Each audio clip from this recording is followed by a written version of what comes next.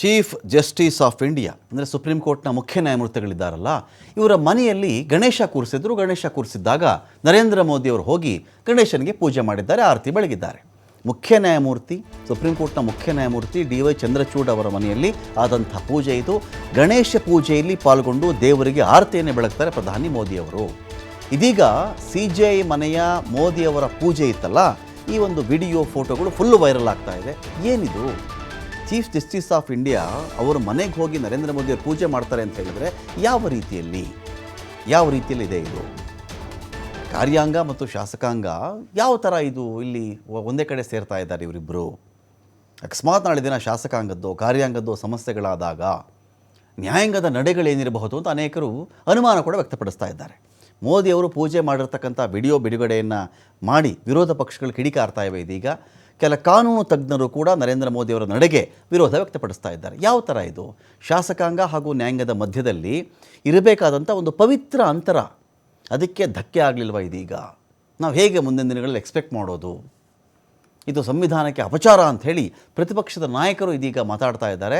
2009ರ photo ಇದೇ ಸಂದರ್ಭದಲ್ಲಿ ಇನ್ನೊಂದು ಕಡೆ ಆಡಳಿತಾರೂಢ ಪಕ್ಷ ಏನು ಮಾಡ್ತಾ ಇದೆ, 2009ದು ಒಂದು ಫೋಟೋ ರಿಲೀಸನ್ನು ಮಾಡಿ ವಿರೋಧ ಪಕ್ಷಗಳಿಗೆ ಟಾಂಟನ್ನು ಕೊಟ್ಟಿದೆ. ಆಗಿನ PM ಮನಮೋಹನ್ ಸಿಂಗ್ ಅವರು ಮನೆಯಲ್ಲಿ ಇಫ್ತಾರ್ ಕೂಟವನ್ನು ಮಾಡಿದರು. ಇಫ್ತಾರ್ ಕೂಟಕ್ಕೆ ಆಗಿನ CJI KG ಬಾಲಕೃಷ್ಣನ್ ಅವರು ಬಂದಿದ್ರಲ್ಲ, ಇದೇನರಪ್ಪ ಕಥೆ? ಹಾಗಾದರೆ ಅವತ್ತಿಗಾದರೆ ಒಂದು ನ್ಯಾಯ, ಇವತ್ತಿಗಾದರೆ ಒಂದು ನ್ಯಾಯನಾ? ಅವತ್ತಿಗೆ CJI KG ಬಾಲಕೃಷ್ಣನ್ ಅವರು ಅವತ್ತು ಯಾಕೆ ಬಂದಿದ್ದರು ಇಫ್ತಾರ್ ಕೂಟಕ್ಕೆ? ಇವತ್ತು CJI ಚಂದ್ರಚೂಡ್ ಅವರು ಹೋದ ತಕ್ಷಣ ಇದು ನಿಮಗೆ ನ್ಯಾಯಾಂಗ ಶಾಸಕಾಂಗ ಸಮಸ್ಯೆ ಕಾಣಿಸ್ತಾ ಇದೆಯಲ್ಲ, ಅವತ್ತಿಗೆ ಎಲ್ಲ ಚೆನ್ನಾಗಿತ್ತಾ ಅಂತ ಕೇಳಿದ್ದಾರೆ.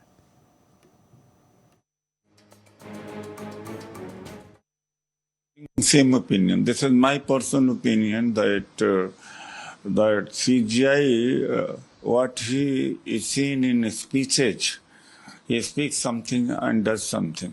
So it was his private affair. That puja is a private affair. How could Prime Minister go there? It wasn't. It was he who invited, and judiciary has to remain independent. Then he should invite leader of opposition also. Why? प्रधानमंत्री जी और sir हमारे chief justice साहब ने एक साथ मिलकर आरती भी उतारी भगवान की। हमारी शंका इतनी है कि क्या ये संविधान के रखवालदार इस प्रकार से अगर राजनीतिक नेताओं से मिलते हैं तो लोगों के मन में शंका है। हमारे जो केस है महाराष्ट्र में, जो घटना बाह्य सरकार चल रही है और उसकी सुनवाई चंद्रचूड़ साहब के सामने चल रही है,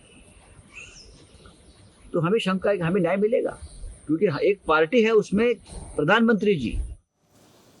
ತಿಳಿಸ್ಕೊಳ್ಳೋಕೆ ಪ್ರಭು ಇದ್ದಾರೆ. ಪ್ರಭು, ಒಂದು ಕಡೆ ಚೀಫ್ ಜಸ್ಟಿಸ್ ಆಫ್ ಇಂಡಿಯಾ ಇವರ ಮನೆಯಲ್ಲಿ ನರೇಂದ್ರ ಮೋದಿಯವರು ಪೂಜೆ ಮಾಡಿದ ವಿಚಾರಕ್ಕೆ ಸಂಬಂಧಪಟ್ಟಂತೆ ಒಂದು ಪ್ರಶ್ನೆ ಎದ್ದಿದೆ.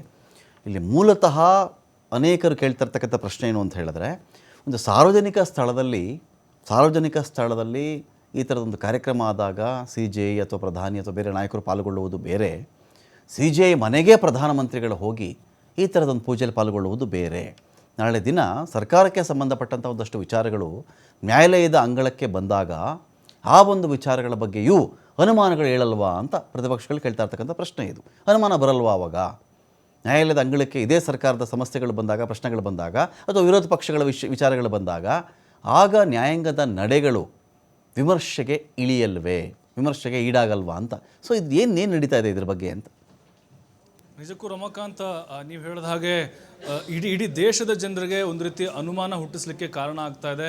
ಪ್ರಧಾನಿ ನರೇಂದ್ರ ಮೋದಿಯವರು ಸುಪ್ರೀಂ ಕೋರ್ಟ್ನ ಮುಖ್ಯ ನ್ಯಾಯಮೂರ್ತಿಗಳ ಮನೆಗೆ ಹೋಗಿರುವಂತಹ ಈ ಒಂದು ಕೆಲವೊಂದಿಷ್ಟು ವಿಡಿಯೋ ಫೋಟೋಗಳು ಗಣೇಶ ಹಬ್ಬವನ್ನು ಆಚರಣೆ ಮಾಡಿದ್ದು ಅವರ ಕುಟುಂಬಸ್ಥರೊಂದಿಗೆ. ಅಂದರೆ ಇಲ್ಲಿ ಕಂಪ್ಲೀಟಾಗಿ ನ್ಯಾಯಾಂಗದ ಮೇಲೆ ಅನುಮಾನಗಳು ಹುಟ್ಟಲಿಕ್ಕೆ ಕಾರಣ ಆಗುತ್ತೆ. ಯಾಕಂತ ಹೇಳಿದ್ರೆ ಈಗ ನೋಡಿ, ಕೆಲವೊಬ್ಬರು ವಾದವನ್ನು ಮಾಡ್ತಾ ಇದ್ದಾರೆ, ಇಲ್ಲ ಚಂದ್ರಚೂಡ್ ಅವರು ಮಹಾರಾಷ್ಟ್ರ ಮೂಲದವರು, ಮರಾಠಿ ಸಮುದಾಯಕ್ಕೆ ಸೇರಿದಂಥವರು, ಆ ಭಾಗದಲ್ಲಿ ಈಗ ಗಣೇಶ ಹಬ್ಬವನ್ನು ಆಚರಣೆ ಮಾಡಲಾಗುತ್ತೆ. ಈಗ ಮಹಾರಾಷ್ಟ್ರದಲ್ಲಿ ಚುನಾವಣೆ ಇದೆ, ಅಂದರೆ ರಾಜಕೀಯ ಉದ್ದೇಶಕ್ಕೋಸ್ಕರನೇ ಪ್ರಧಾನಿ ನರೇಂದ್ರ ಮೋದಿಯವರು ಚಂದ್ರಚೂಡ್ ಅವ್ರ ಮನೆಗೆ ಹೋಗಿದ್ದು ಅಂಥೇಳಿ ಭಾಳ ಸ್ಪಷ್ಟವಾಗಿ ಗೊತ್ತಾಗ್ತಿದೆ ಅಂಥೇಳಿ ಪ್ರತಿಪಕ್ಷಗಳು ಆರೋಪವನ್ನು ಮಾಡ್ತಿದ್ವು ಮತ್ತು ಮಹಾರಾಷ್ಟ್ರದಲ್ಲಿ ದೊಡ್ಡ ಮಟ್ಟದ ಚರ್ಚೆ ಆಗ್ತಾ ಇದೆ. ಈ ವರ್ಷದ ಹಂತದಲ್ಲಿ ಮಹಾರಾಷ್ಟ್ರದಲ್ಲಿ ವಿಧಾನಸಭಾ ಚುನಾವಣೆ ಬರುತ್ತೆ. ಹಾಗಾಗಿ ಮರಾಠಿಗರ ಓಲೈಕೆಗೆ ಈ ರೀತಿಯಾಗಿ ನಾವು ನೋಡ್ಬೋದು, ಮೋದಿ ಅವರು ಮರಾಠಿ ಸಮುದಾಯದ ಉಡುಗೆಯೊಂದಿಗೆ ಹೋಗಿದ್ದಾರೆ, ಆ ರೀತಿಯಾಗಿ ಹಬ್ಬವನ್ನು ಆಚರಣೆ ಮಾಡಿದ್ದಾರೆ. ಅಂದ್ರೆ ಒಂದು ರೀತಿ ರಾಜಕೀಯ ಸಂದೇಶವನ್ನು ಕೊಡಲಿಕ್ಕೆ ಈ ಹಬ್ಬ ಆಚರಣೆ ಮಾಡಲಿಕ್ಕೆ ಮೋದಿ ಅವರು ಹೋಗಿದ್ದಾರೆ ಅನ್ನೋದು ಬಹಳ ಸ್ಪಷ್ಟವಾಗಿ ಗೊತ್ತಾಗ್ತಿದೆ ಅನ್ನೋ ಟೀಕೆಗಳು ಗೊತ್ತಾಗ್ತದೆ. ಆಮೇಲೆ ಚಂದ್ರಚೂಡ್ ಅವ್ರ ಮೇಲೂ ಕೂಡ ಸಾಕಷ್ಟು ರೀತಿಯಾದಂತಹ ಒಂದು ವಿವಾದದ ರೀತಿ ಹೇಳಿಕೆಗಳು ಬರ್ತಾ ಇದೆ. ಸ್ವತಃ ಸುಪ್ರೀಂ ಕೋರ್ಟ್ನ ವಕೀಲರೇ ಇದನ್ನ ಖಂಡಿಸ್ತಾ ಇದ್ದಾರೆ ಮತ್ತು ಬಾರ್ ಕೌನ್ಸಿಲ್ ಇದ್ರ ಬಗ್ಗೆ ಗಂಭೀರವಾಗಿ ಚರ್ಚೆ ಮಾಡಬೇಕು ಮತ್ತು ನೀವು ಹೇಳಿದ ಹಾಗೆ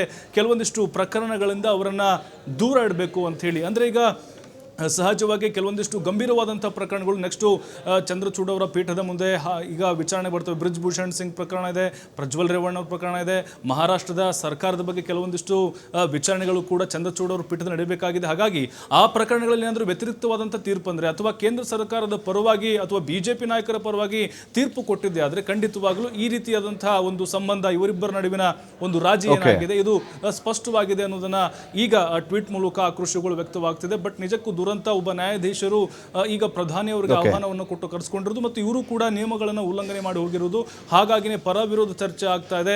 ಬಟ್ ಈಗ ಸಾರ್ವಜನಿಕ ಕೆಲವೊಂದಿಷ್ಟು ಕಾರ್ಯಕ್ರಮಗಳು ಗುಡಿಸಿಕೊಂಡಿದ್ರೆ ಓಕೆ, ಆದರೆ ಖಾಸಗಿಯಾಗಿ ಮನೆಗೆ ಕರೆಸ್ಕೊಂಡು ಅವ್ರನ್ನ ಈ ರೀತಿಯಾಗಿ ಆಹ್ವಾನ ಮಾಡಿ ಪೂಜೆಯನ್ನು ಮಾಡಿಸಿದ್ದು ನಿಜಕ್ಕೂ ಕಾನೂನಾತ್ಮಕವಾಗಿ ಉಲ್ಲಂಘನೆ ಆಗಿದೆ ಅನ್ನೋದು ಕೂಡ ಚರ್ಚೆ ಆಗ್ತಿದೆ. Ramakanth, thank you Prabhu.